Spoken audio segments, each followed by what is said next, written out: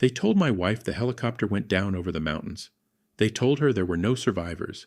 They handed her a folded flag, and they told her to be strong. I have seen the photographs from that day. She smiled at the funeral, not a sad smile, a patient one. The smile of a woman who had been waiting a long time for a door to close. What she did not know, what nobody in that small town knew, was that the man inside that flag was still breathing. 300 miles away, in a hospital with no name, on a bed with no visitors, I was learning how to walk again. My name is Daniel Cooper. I was a sergeant first class. And every night, when the nurses turned off the lights, I whispered the same 2 words to myself. Go home. Go home. I had no idea what I was walking back into. If you have ever loved someone who turned out to be a stranger, stay with me. Because what I found when I finally walked through my own front door is something I have never been able to forget. And the way I chose to handle it, quietly, patiently, without raising my voice even once, is the only thing I am still proud of from that whole terrible year. Let me take you back to the beginning. I was 34 years old when I deployed for the last time. I grew up in a town so small it did not have a traffic light, just a single blinking yellow signal at the crossroads where the church faced the diner. My father had been a soldier. My grandfather had been a soldier. For me, the uniform was not a choice. It was a name I had been given at birth, and I wore it the way a man wears the only coat he owns. I met Rachel at a wedding when we were both 23. She was bright and quick, and she laughed at everything I said, even the parts that were not funny. I thought that meant she understood me. Later, I would learn it only meant she wanted something, and that she had decided early that I might be the cheapest way to get it. We married within a year. I bought a small white house at the edge of town with a porch that needed paint and a maple tree in the yard that turned the color of fire every autumn. I paid for it with combat pay and discipline, setting aside money from every deployment, never spending on myself, mailing checks home from places I was not allowed to name. Rachel decorated the house. She filled it with soft furniture and framed pictures and a kitchen that looked like it belonged in a magazine.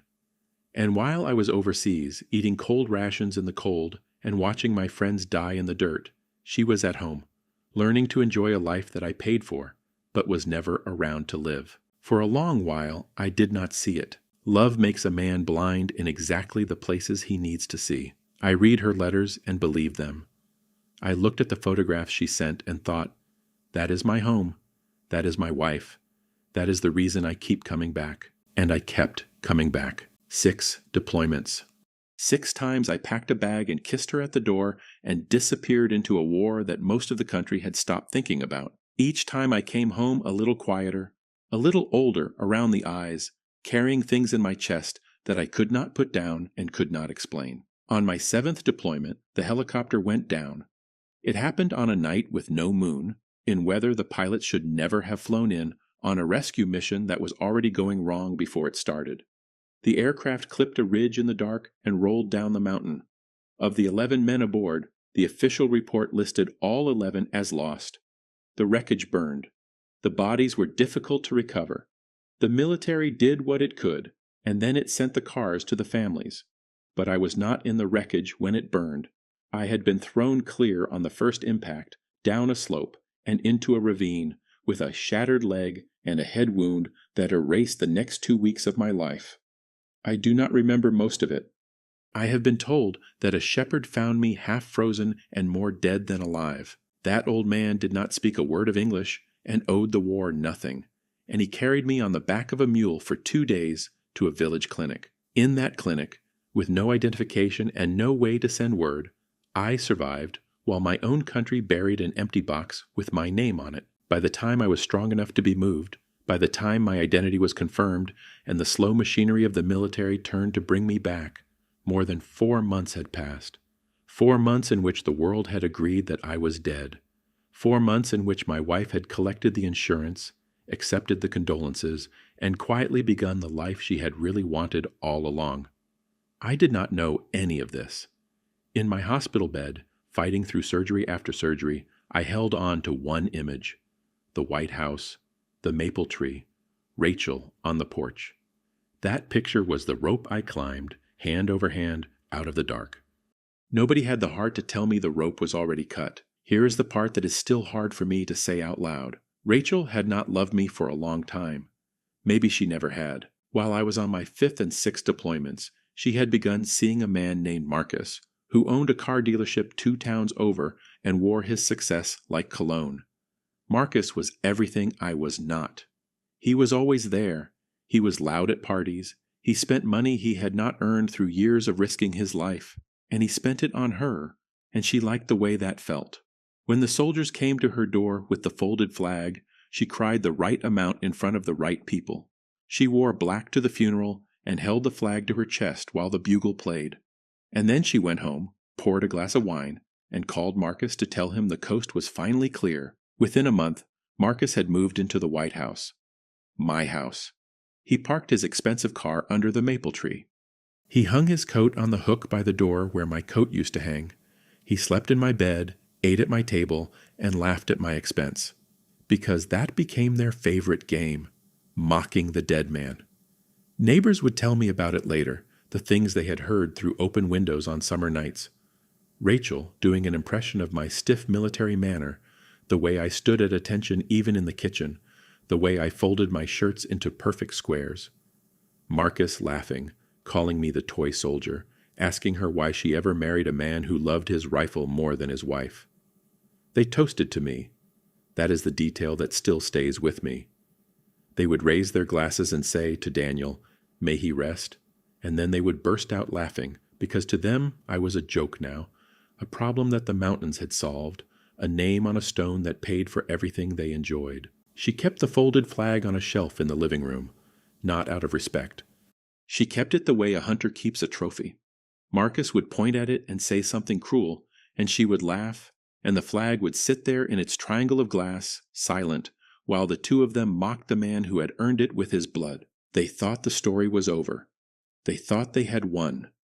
They had no idea the door was about to open. It was a Tuesday in late autumn when I came home. I had told no one I was coming. The military had offered to call ahead, to arrange a welcome, to send an officer with me to ease what they gently called the transition. I refused all of it. I wanted to see my own house with my own eyes. I wanted to surprise my wife. After everything, I wanted one pure moment of joy, the look on her face when she realized the man she had buried was standing on the porch, alive. I did not get the moment I imagined. I got a different one. I had lost a great deal of weight.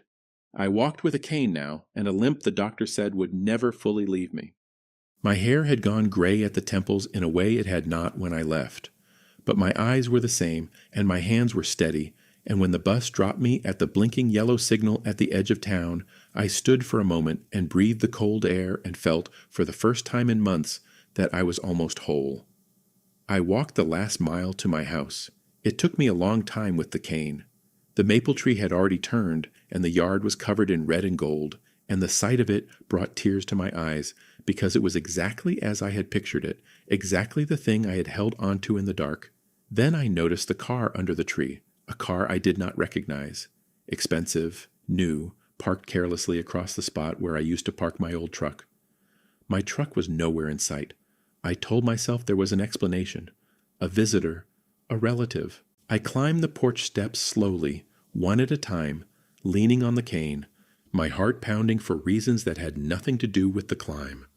I reached for the door, and out of pure old habit my hand went to the place where we always hid the spare key. The key was gone.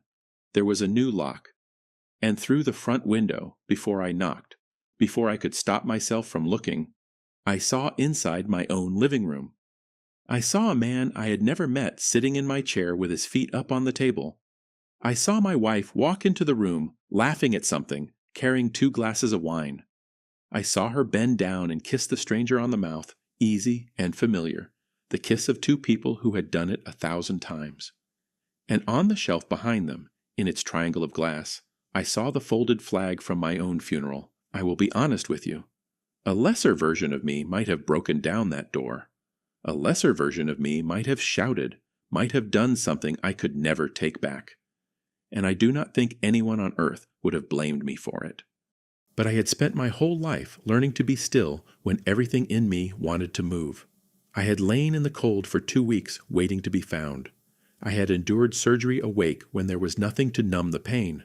I knew how to wait. I knew how to watch. And standing on that porch, looking through the window at the wreckage of my life, something in me went very quiet and very clear. I did not knock. Not yet. I stepped back from the window into the shadow at the edge of the porch, and I listened. And what I heard was worse than anything I had seen. I heard them laughing about me. I heard the man, Marcus, ask Rachel to do the voice again. And I heard my wife, the woman I had married, the woman whose face I had carried through hell, stand up straight in a stiff little mockery of attention and bark out orders in a fake deep voice, pretending to be me. I heard Marcus howl with laughter. I heard her say that the best thing I ever did was die on schedule, because the insurance had paid off the house, and there was no annoying husband left to come home and ruin everything.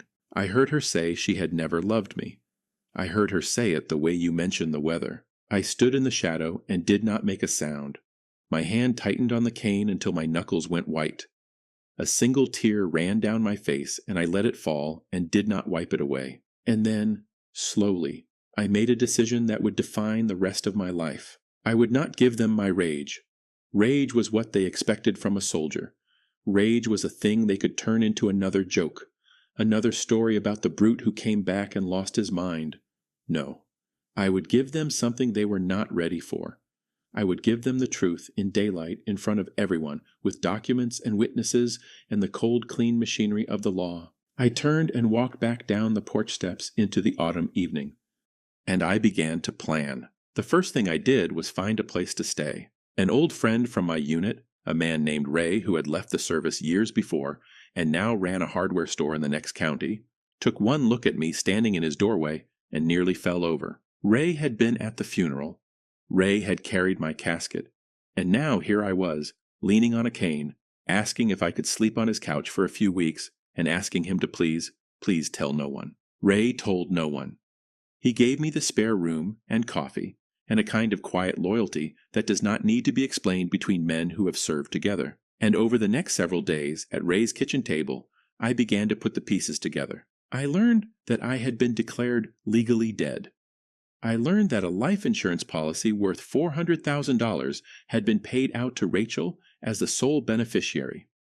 I learned that she had used part of it to pay off the remaining balance on the house I had bought, putting the deed entirely in her own name in the process. I learned that Marcus had sold his own home and moved in, and that the two of them were, according to the courthouse records Ray helped me pull, planning to be married in the spring. Every fact landed like a stone in still water, and with every stone I grew calmer, not angrier, because every fact was also a thread, and I was beginning to see how all the threads were tied together, and how, with patience, I could pull them one by one until the whole thing came apart in their hands. There was one night, sitting at Ray's kitchen table, when I pulled out the only thing I had carried home from the hospital. It was a letter. Rachel had written it years before, during my second deployment, back when I still believed every word she sent me. I had folded it into a square and kept it in the pocket over my heart through 6 tours, through the crash, through the cold, through every surgery. In the letter she told me she counted the days until I came home. She told me the house was empty without me. She told me she loved me more than she had words to say. I read it again that night at Ray's table, and then I set it down, and I did not cry. I simply understood, finally and completely, that the woman in that letter had never really existed. She was a character Rachel had played for as long as the playing was useful. The man who had carried that letter through hell had been in love with a performance. There is a particular kind of grief in that, the grief of mourning someone who was never there at all. I let myself feel it for one night, then I folded the letter one last time, and the next morning I did not put it back in my pocket. There was no room in there anymore for things that were not true. I went to see a lawyer. Her name was Miss Eleanor Pace, and she had a small office above the pharmacy and a reputation for taking cases that other lawyers were too comfortable to touch. When I walked in and explained who I was, she sat in silence for a full minute, and then she said the words that started everything. "Mr. Cooper," she said, "you are not a ghost. You are a living man with rights, and the first thing we are going to do is bring you legally back to life. It is not as simple as it sounds. When a person has been declared legally dead, the law does not simply reverse itself because that person walks back in. There are petitions to file. There are death certificates to vacate. There are insurance companies who have paid out money and want it back, and banks who need to know who really owns what. Miss Pace explained all of this, and I listened, and at the end I asked only one question. How long, I said, before it is official, before she cannot pretend I am still dead? A few weeks, the lawyer said, if we are careful and quiet. And I said, then let us be careful and quiet. That was the part that mattered most to me. I did not want Rachel to know I was alive. Not yet. Because the moment she knew, she would start to hide things, move money, change her story, and find a lawyer of her own. As long as she believed I was in the ground, she would keep living exactly as she was living, leaving a trail a mile wide, building a case against herself without even knowing she was doing it. So I waited. And while I waited, I watched. I watched from a distance, never close enough to be seen. I saw Rachel and Marcus come and go from my house. I saw the parties they threw on weekends, the cars lined up under my maple tree, the lights and the music spilling out into the night. I saw her wearing a ring that Marcus had given her, flashing it at her friends in the parking lot of the grocery store. And every time it hurt, and every time I let it hurt, and every time I turned the hurt into one more reason to be patient. There was a moment, about 2 weeks in, when my patience nearly broke. I had gone to the cemetery. I wanted to see it, the stone with my own name. It is a strange and terrible thing for a man to read his own grave. Daniel Cooper, the stone said, beloved husband. And below the dates, a line that Rachel had chosen. Gone, but never forgotten. Never forgotten. I almost laughed. I stood over my own empty grave and read the lie carved in stone, paid for with the money she got for my death, and for one moment the rage rose up in me like a tide, and I wanted to march to that house and tear it down with my bare hands. But then an old woman came up the path with flowers for a grave 2 rows over. She nodded to me, the way strangers do in cemeteries, and she said, "Did you know him?" And I looked at my own name and said quietly, "Yes, I knew him better than anyone, better than—" And she said, "He must have been a good man, to have such a sad and lovely stone," and she went on her way. And standing there, I understood that the worst thing I could do was become the brute they had described, the toy soldier who lost his mind. If I wanted to honor the man on that stone, the man I had been before the war broke me and my wife betrayed me, then I would do this right. I would let the truth do the work that my hands wanted to do. I went back to Ray's house and slept the whole night through for the first time in months. The papers came through on a gray morning in early winter. Miss Pace called me at Ray's house and said it was done. The court had vacated my death certificate. I was, in the eyes of the law, alive again. And with that single piece of paper, everything that had been built on the assumption of my death began, very quietly, to crack. The insurance company was notified first. A man who has been paid out as dead, but is in fact alive, is a problem that insurance companies take very seriously.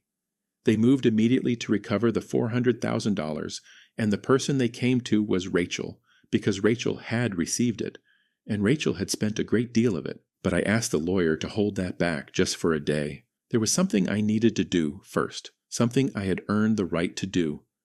I needed to walk through my own front door. I chose a Saturday. I knew there would be people at the house, because Saturday was when they entertained.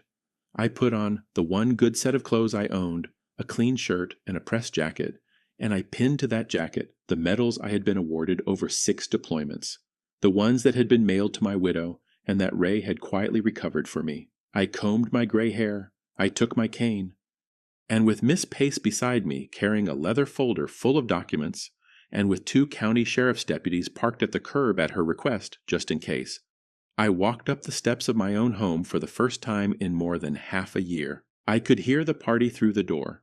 Music, laughter, the clink of glasses.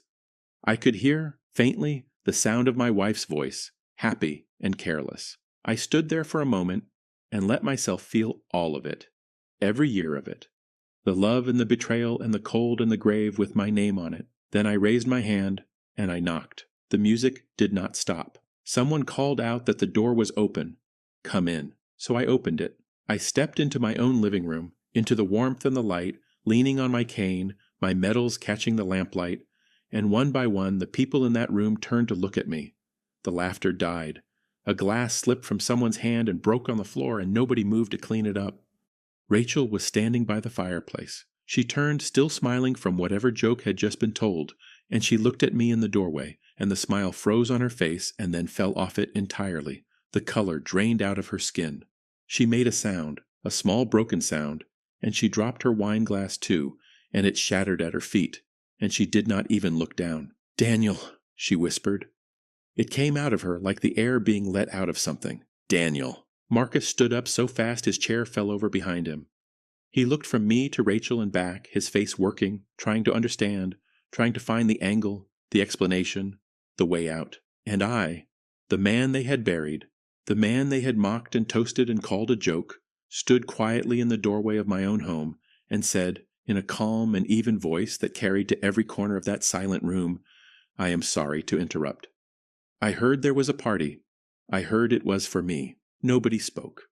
Somewhere in the back of the room a woman began to cry, one of Rachel's friends, though whether she was crying for joy or shock or shame, I could not tell.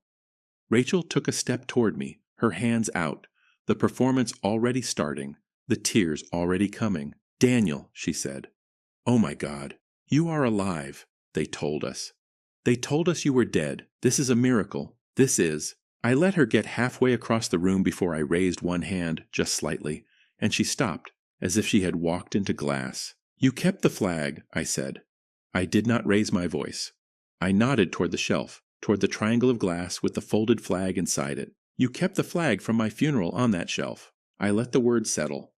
I have to admit, when I saw it through the window 2 weeks ago, I almost thought you cared. Her face changed when I said 2 weeks ago. The miracle act collapsed. She understood in that instant that I had been there, that I had seen, that I had heard. And there was nothing left to perform. 2 weeks, she said faintly. 2 weeks, I said. I stood on that porch, the porch of the house I bought, and I listened to my wife do an impression of me for a man sitting in my chair. I turned my eyes to Marcus, who had gone very still. "I heard you call me the toy soldier," I said. "I have been called worse, by better men than you, in worse places than this. It did not bother me then. It does not bother me now." I looked back at Rachel. "What bothered me," I said, "was hearing the woman I loved say she was glad I died on schedule." The room was so quiet you could hear the broken glass settling on the floor. This is the part where you might expect me to explode. This is the part where, in the version of the story they would have told about me, the toy soldier finally snaps. But I did not snap. I simply turned to Miss Pace, who stepped forward and opened her leather folder, and I let the documents speak. There were a great many documents. There was the court order vacating my death certificate, which meant that I was legally alive and had been all along. There was the original deed to the house, in my name, purchased with my money before any of this began. There was the proof that the house had been paid off, using insurance money paid out on the false assumption of my death, money that the insurance company was now, as of that morning, formally demanding back. And there was a letter from that insurance company, addressed to Rachel, informing her that she was liable for the full $400,000 and that the matter had been referred for investigation. Miss Pace explained each one in a clear, unhurried voice, and as she did, Rachel's face went from white to gray, because she understood what it meant. The man she had buried owned the house she was standing in. The money she had spent was money she now owed. And the wedding she had planned for the spring, to a man who had moved in on the strength of her dead husband's estate, was built on a foundation that had just turned to sand. Marcus understood it too. And Marcus did what men like Marcus always do. He looked at Rachel, the woman he had laughed with, the woman he had planned to marry, and he said, "You told me he was dead." He said it like an accusation. He said it like she had tricked him, as if the house and the comfort and the easy life he had walked into had nothing to do with why he was there. He grabbed his coat off the hook by the door, the hook where my coat used to hang, and without another word he walked out past me and down the steps and got into his expensive car and drove away. And he never came back. That was the whole of his love. It lasted exactly as long as the money did. Rachel was alone now in a room full of people who would not meet her eyes. Her friends were gathering their things, murmuring excuses, slipping out the door in twos and threes. The party was over. The performance was over. There was only me, leaning on my cane, watching her with an expression that was not anger and was not triumph, but was something much harder for her to bear. It was pity. She started to cry then, for real, and she said all the things people say, that she was sorry, that she had been weak, that the grief had made her crazy, that she had never meant any of it, and I listened to all of it, the way I had listened through the window 2 weeks before, and when she was finished, I said only one thing. "I forgive you," I said. She looked up, startled, a flicker of hope crossing her ruined face. "I forgive you," I said again, "because I'm not going to spend the rest of my life carrying you around in here." I touched my chest. "I carried you through the mountains. I carried you through the surgeries. I carried you to the door of this house. And I am setting you down now." I paused. "But forgiveness is not the same as staying. This is my house. Tomorrow my lawyer will bring the papers. I will give you 30 days to find somewhere else to live, which is 30 days more than you gave me." And that was all. I did not gloat. I did not call her names. I had said everything that needed to be said, and I had said it quietly. And in the saying of it, I had taken back something far more valuable than the house or the money. I had taken back myself. The legal aftermath took the better part of a year. The insurance company pursued Rachel for the $400,000, and because she had spent so much of it and could not repay it, the courts became involved, and there were consequences that followed her for a long time. Filing to collect a death benefit is one thing when you genuinely believe a person is dead. But her careless trail, the spending, the things she had said, the speed with which she had moved another man into the house, all of it painted a picture that was difficult for her to explain. She kept none of the money. She kept none of the house. In the end, she left town, because a small town has a long memory, and everyone now knew exactly what she had done. Marcus, for his part, simply vanished back into his own life 2 towns over, selling cars, telling whatever story made him look best. Some men never face anything. They just drive away. I moved back into the White House at the edge of town. Ray helped me carry my few belongings up the porch steps, past the maple tree, which by then had lost the last of its leaves and stood bare and patient against the winter sky. The first thing I did, once I was alone inside, was take the folded flag down off the shelf where Rachel had kept it as a trophy. I held it for a long time. And then I did not throw it away, and I did not put it back on display. I gave it to the family of one of the men who had died on that helicopter, a young soldier named Travis, who had no one to keep his memory but a mother in a nursing home 3 counties over. I drove there myself and put the flag in her hands and told her that her son had been brave, and I stayed and talked with her until the sun went down. Because that, in the end, was the difference between me and the people who had mocked me. They had treated the symbols of my sacrifice as trophies and props and punchlines. I treated them as what they were, the weight of real men's lives. There is a question people always ask when they hear my story. Why did I forgive her? Why, after everything, after the grave and the laughter and the flag kept like a trophy, did I stand in that room and say the words, "I forgive you"? And the answer is always the same. Hatred is a weight, and I had carried enough weight for one lifetime. I had watched men die holding on to anger, and I had watched men survive by letting it go, and I knew which kind of man I wanted to be when my own end finally came. Forgiveness was not a gift I gave to Rachel. It was a gift I gave to myself. It was the moment I stopped letting her live rent-free in the one place she had never truly belonged, which was inside my own chest. I healed slowly. The leg never fully recovered, and I walk with the cane to this day. But I found work helping other returning soldiers, the ones who come home to find that home is not what they left, the ones who need someone to tell them that the worst thing that happens to you does not have to be the thing that defines you. I am good at it. I am patient with them, the way someone was once patient with me, an old shepherd on a cold mountain who owed me nothing and saved my life anyway. I never remarried, but I am not bitter, and I am not alone.